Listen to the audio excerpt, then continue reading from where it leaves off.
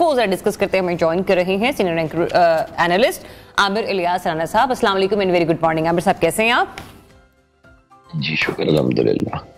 आमिर साहब लगता है आपकी नींद पूरी नहीं हुई। बहरहाल मुझे ये बताइए, जब सियासी हम लोग गुफ्तगू करते हैं तो हर तज्जियाकार जाग जाता है।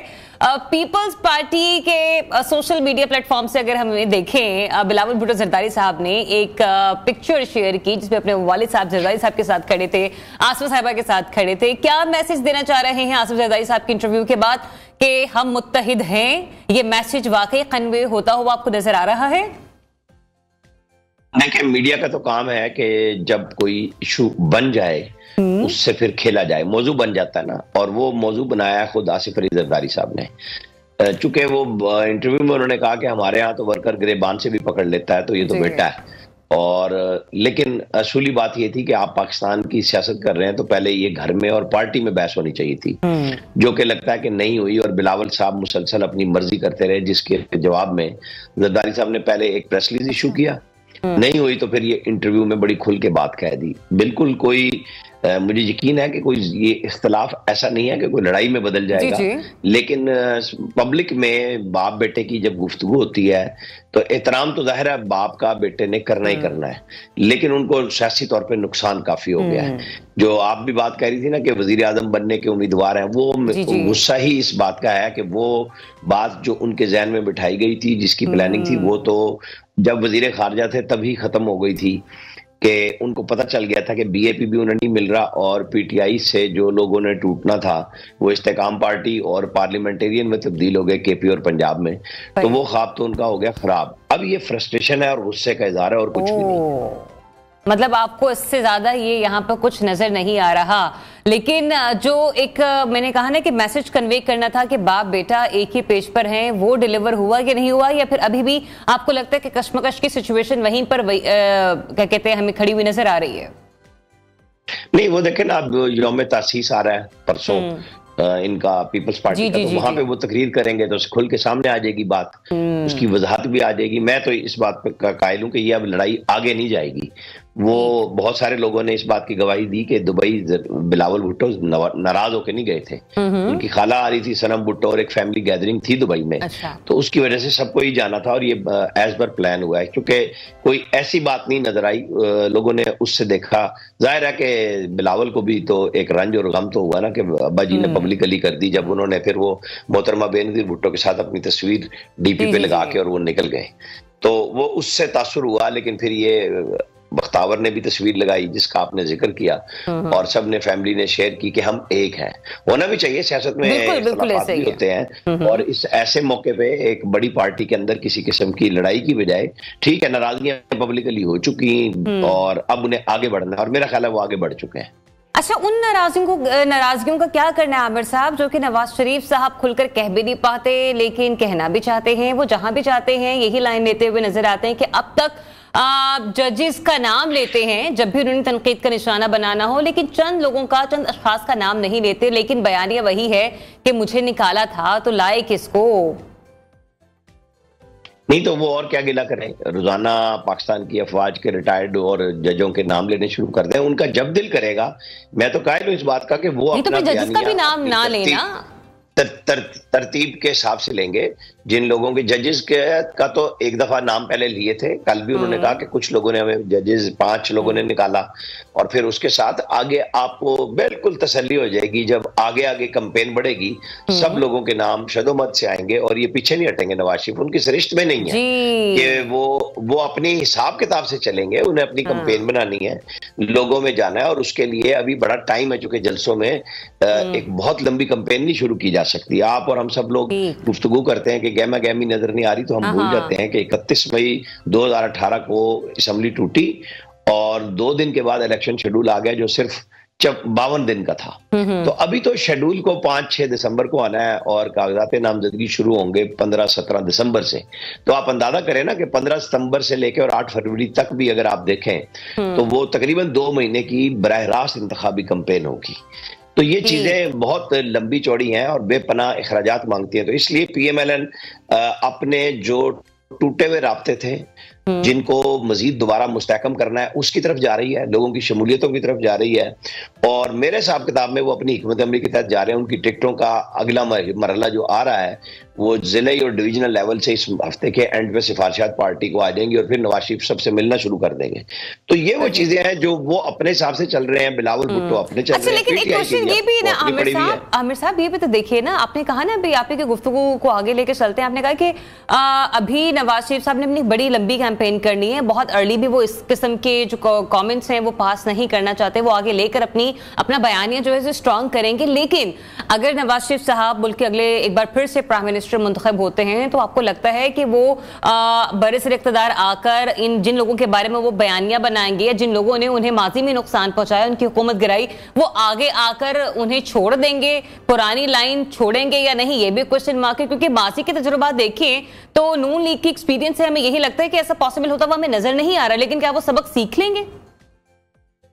देखें, जनरल राहिल शरीफ वजीर आजम आर्मी चीफ थे और अभी आए हुए उन्हें 1 महीना 4 दिन हुए थे तो जनरल मुशर्रफ को उन्होंने बजाय अदालत ले जाने के AFIC ले गए थे और वहां से उस वक्त लड़ाई शुरू हो गई थी। ये बात नवाज शरीफ को भी पता है, ये आप हमें सबको पता है कि कोई चीज भूली नहीं हुई है। अभी भी हालात ऐसे बनेंगे कि आप और हमें इलेक्शन से पहले पता चल जाएगा कि नवाज शरीफ साहब क्या सोच रहे हैं, वो कहां पे लेके जाएंगे इलेक्शन के मामलात को। लेकिन उन्होंने पब्लिक में अपनी बात कहनी है। वो पहले कहते हुए गए थे, जब GT रोड पे गए थे तो वो कहते थे 5 मुअज़्ज़िज़ लोगों ने मुझे निकाला। ये आप जहन में रखेंगे। वो GT रोड पे इस्लामाबाद से लाहौर तक जब गए थे तो वो ये गुफ्तगू करते हुए गए थे। फिर गुजरांवाला में उन्होंने नाम पहली दफा बात फिर मुअज़्ज़िज़ अदलिया से बहुत आगे पहुंची। फिर नहीं, मैं कह रहा हूँ गुजरांवाला में उन्होंने जर्नैलों के नाम लिए, फिर उन्होंने लाहौर आने से पहले 1 महीना पहले नाम लिए। वो कोई मेरे और आपके बयानात के ऊपर रोजाना तो नहीं बयान देंगे, ना ही वो इस किस्म की ये करेंगे कि वो लोग सिर्फ यही सुनना चाह जाए। वो अपना प्लान देंगे कि पाकिस्तान किस गिरदाब में फंसा है, असल तरजीह उनकी वो होगी और गिला शिकवा ये साथ साथ बिल्कुल चलता रहेगा। अच्छा बहरहाल, अगर आपने प्लान का नाम ले ही लिया तो जरा मैं ये जानना चाहती हूँ, वो जो बात कर रहे थे गुज़िश्ता चंद रोज पहले नवाज शरीफ साहब के सरमायाकारी का लोगों को मौका दिया जाएगा और उनसे पूछा नहीं जाएगा कि पैसा कहाँ से आ रहा है। आपको लगता है इस किस्म के प्लानिंग जो है या फाइनेंशियल जो सिचुएशन है वो अच्छी रहेगी हमारी मईशत के लिए? अगर मैं इसको बड़ा क्लियर कट अल्फाज में बोलूँ तो ये तो एक एमनेस्टी स्कीम है। शाहिद खाकान अब्बासी ने आखिरी एमनेस्टी स्कीम दी थी PMLN की और इमरान खान कहते थे ये चोरों और डाकुओं को तहफ़्फ़ुज़ देने के लिए किया जा रहा है, ठीक है। और आके उन्होंने 2 दफा एमनेस्टी दी इमरान खान। बिल्कुल ऐसे। PMLN ने तो कोई ऐसी बात नहीं की थी। और जब कोई जमहूरी हुकूमत मुस्तहकम हुकूमत बन जाती है तो फिर दुनिया के साथ बात की जा सकती है कि हमारे ये क्राइसिस है। वो कहते हैं आप बैरूनी फाइनेंसिंग ले। बैरूनी फाइनेंसिंग कोई ये तो नहीं होती कि कोई आपको गिफ्ट कर रहा है, आप कर्जे पे कर्जा लेते हैं ना, लोग आपके अकाउंट्स में पैसे रखते हैं। मेरा ख्याल है कि वो फिर एक अच्छी मुस्तहकम हुकूमत के होते हुए IMF बुनियादी तौर पे है, FATF है, फिर इन लोगों से बातचीत करके उसका कोई ना कोई रास्ता ब्लैक मनी का बुनियादी तौर पे उसे वाइट करने का निकाला जाएगा और निकाला भी जाना चाहिए। क्योंकि आपको तो पैसे चाहिए, ये नहीं है उसका अकाउंट्स हो जाएंगे, उसकी चेक हो जाएगी कि पैसा आया कहां से। पाकिस्तान के अंदर तो लोगों ने बैंकों में पैसे कम रखे हुए हैं जी। और सारों ने मुख्तलिफ जगहों पे मुख्तलिफ नामों से रखे हुए होते हैं, घरों पे होते हैं। तो आपको इकोनॉमी को तो चलाना है। अब जब इकोनॉमी चलेगी नहीं और आप सिर्फ नसीहतों पे और गपशप पे गुजारा करेंगे तो पाकिस्तानी अवाम तो इस बात को मैं भी हाली इंडोर्स करती हूँ। आमिर साहब, इस स्टेटमेंट को मैं भी हाली इंडोर्स करती हूँ कि एमनेस्टी स्कीम मैं नहीं जानती कि फाइनेंशियल एस्पेक्ट्स में अगर हम किताबी बातों को देखें, रटा रटाया एक मफहूम पढ़े तो हमें लगेगा कि एमनेस्टी स्कीम नहीं होनी चाहिए। लेकिन बाहर के मुल्कों से कर्जा लेने से बहुत बेहतर है कि अपने अंदर बैठा हुआ जो इन्वेस्टर है ना, हम उसे इंपावर करें ताकि वो पाकिस्तान में पैसा लगाते हुए किसी शशो पंज में मुब्तला ना हो। बट एनीवेज, एक और स्टेटमेंट है नवाज शरीफ साहब की जो कि मैं उनसे डिस्कस करना चाहती हूँ, जिससे बड़ा ट्रोल किया गया है और उन्हें बड़ा रोस्ट किया गया है। उन्होंने कहा कि मैं झूठ नहीं बोलता और सियासत अगर झूठ बोलकर करनी है तो ये सियासत कैसे हुई। मगर डॉक्टर इसरार मरहूम साहब भी कहते रहे हैं कि मैं उनसे 3 दफा मिलने गया और उन्होंने सूद के खात्मे का मुझसे वादा किया मगर कभी कुछ नहीं किया। ये तो एक बात है जिससे मैं सिर्फ बात कर रही हूँ, लेकिन इस स्टेटमेंट को आप कैसे देख रहे हैं? हम तो देखते हैं सियासतदान वादे करते रहते हैं और वादे वफा नहीं कर पाते, तो कम से कम ये एक झूठ बोलना ये आप इसको कैसे जस्टिफाई करते हैं? नहीं, जस्टिफिकेशन तो नवाज शरीफ साहब को खुद देनी है। जो स्टेटमेंट दे रहे हैं। और ट्रोलिंग तो अब हमारा कौमी निशान बन गया कि कोई भी शख्स जो भी बात करेगा यहाँ पे बगैर सोचे समझे गाली देनी है। मैं और आप गुफ्तगू कर रहे हैं, अभी ये सोशल मीडिया पे जाएगी, नीचे गाली इन्होंने ये काम नहीं करना। और नवाज शरीफ के लिए तो जहन साजी की गई है 11 साल बाकायदा तौर पे प्लान करके, और वो कौन सा काम है जो खान साहब कहते थे कि ये बुरा है और उन्होंने खुद, उनकी पार्टी ने और उनकी हुकूमत ने नहीं किया। लिहाजा यहाँ पे ये चीजें इस तरह नहीं हो सकती। और नवाज शरीफ ने जो बात कही सियासी उस पसे मंजर में, उन्होंने जो वादे किए पब्लिक से, जो लोगों को एक सहल जिंदगी देने के, उस पर उन्होंने पूरी कोशिश की है। और मेरे ख्याल में उनके दौरे हुकूमत के मुकाबले में, चूंकि वो अब 16 महीने को तो वो ये कह के क्लियर कर रहे हैं ना कि एक पाकिस्तान को चलाने के लिए ये सब कुछ करना पड़ा था। जब IMF इमरान खान तोड़ के चले गए तो आपके साथ तो दुनिया बात करने को तैयार नहीं थी, तो आप डिफॉल्ट पे जा रहे थे, तो आपको वो एक्शंस लेने पड़े जिससे अवाम नाराज हुई। तो वो इसीलिए कहते हैं कि जब मेरा दौरे हुकूमत था 17-18 वाला, तो क्या क्या कीमतें थी, इसलिए लोग फिर मुकाबले में कहते हैं नहीं, फिर तो जुनेजो साहब के दौर में तो और भी कीमतें कम थी। लेकिन एक शख्स जो खुद बात कर रहा है वो कह रहा है कि मैंने ये काम करके दिखाया जब दहशतगर्दी उरूज पे थी, जब बिजली बिल्कुल थी नहीं, मैंने ये सारी चीजें ला के दी और एक मुनासिब रेट पे लोगों के साथ रखा।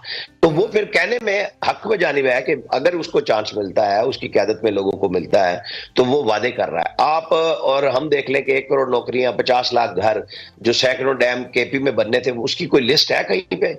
जो डैम फुल बनाया गया सुप्रीम कोर्ट के उस वक्त के चीफ जस्टिस ने और इन्होंने सबने मिलके कि हम क्या क्या करने जा रहे हैं। लेकिन आमिर साहब, ये तो ज्यादती वाली बात हुई ना कि आप अपने 2017-18 के दौर को याद करवाते हैं, लेकिन शहबाज साहब की जो गवर्नमेंट आई, ठीक है ना, आप उसको ऑन नहीं करते। यहाँ पे फिर लोग नाराज हो जाते हैं, फिर सवाल उठाते हैं कि भाई ये जो 1.5 साल का टेन्योर था उसकी जवाबदेही कौन करेगा। But anyways, thank you so much for joining us today and have a very good ahead. और एक ब्रेक लेनी है जनाब हमें, और ब्रेक से जब वापस आएंगे तो इंशाल्लाह कुछ मजीद टॉपिक्स हैं, उन्हें जरूर डिस्कस करेंगे। तब तक के लिए मेरा तो चाय का मग खत्म हो चुका है ऑलमोस्ट, कोशिश करती हूँ और चाय का कप मिल जाए। आप एंजॉय कीजिए, स्टे ट्यून, पाकिस्तान।